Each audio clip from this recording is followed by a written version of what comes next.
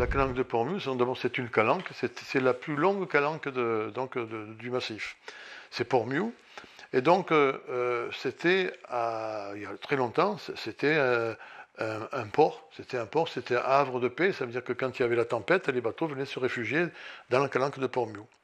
Et là, d'après sa géologie, c'était l'endroit où la fameuse pierre de Cassis, donc la pierre des calanques, disons, était la meilleure comme pierre de construction, par exemple.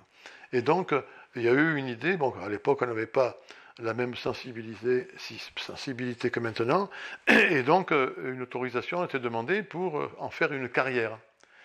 Ça veut dire que il y a encore toutes les cicatrices qu'on peut voir, hein, parce que bon, la végétation essaye de reprendre le dessus, mais on le voit. Et alors il y avait d'énormes blocs, on sciait, on dynamitait, et puis on changeait donc la pierre de Cassis sur les bateaux. Et alors c'était idéal parce qu'il y avait la route, et puis surtout il y avait l'accès par les bateaux et qui pouvaient donc se réfugier.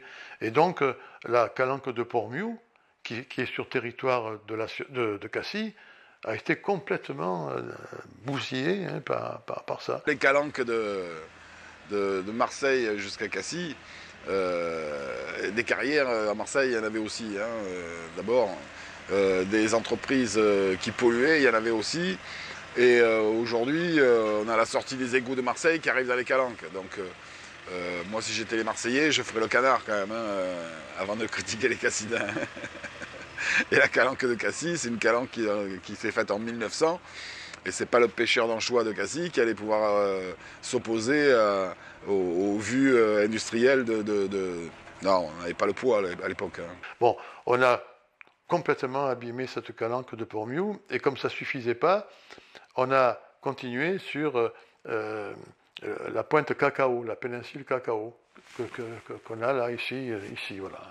Donc là aussi, il y a des vestiges qu'on a, donc on a vraiment démoli la structure géologique globale de cette zone. Il faut dire que les carrières ici, ça date des Romains et peut-être même des Grecs, puisque la pierre de Cassis a été exportée pendant très longtemps partout en Méditerranée pour faire les bordures de port, les quais, des phares.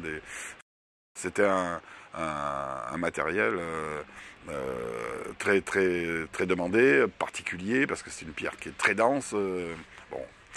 Mais bon, un jour, les carrières se sont arrêtées. Les dernières carrières, je crois que c'était 2004-2005, Tierno, qui était un des derniers à utiliser la carrière. Dans mon enfance, il y avait la carrière Gambi, il y avait enfin, d'autres carrières qui étaient encore en activité, mais petit à petit, elles se sont arrêtées. Donc, la main-d'œuvre qui travaillait dans ces carrières, du jour au lendemain, il n'y avait plus de carrière.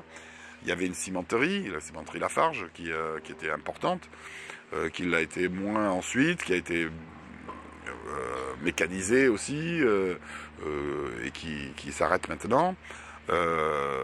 La carrière Solvay, bien sûr, elle aussi s'est arrêtée.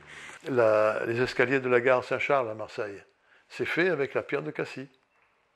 Et à Marseille, dans les vieilles maisons, il y avait l'évier de cuisine. C'était en pierre de Cassis, c'était creusé dans la pierre de Cassis. Et ça s'appelait la pile. On appelait ça la pile. Voilà. Bon, et puis il y a bien d'autres exemples. À Cassis aussi, il y a des monuments qui sont en pierre de Cassis qui viennent aussi de Portmiou. À l'époque, et à l'époque où il n'y avait que des petits bateaux de promenade qui étaient des anciens pêcheurs, la plupart, ils racontaient un peu tout et n'importe quoi à l'époque. Et je ne sais pas qui c'est le premier qui a commencé à dire ça, mais on disait, oui, les fondations de la Station de la Liberté sont en pierre de Cassis.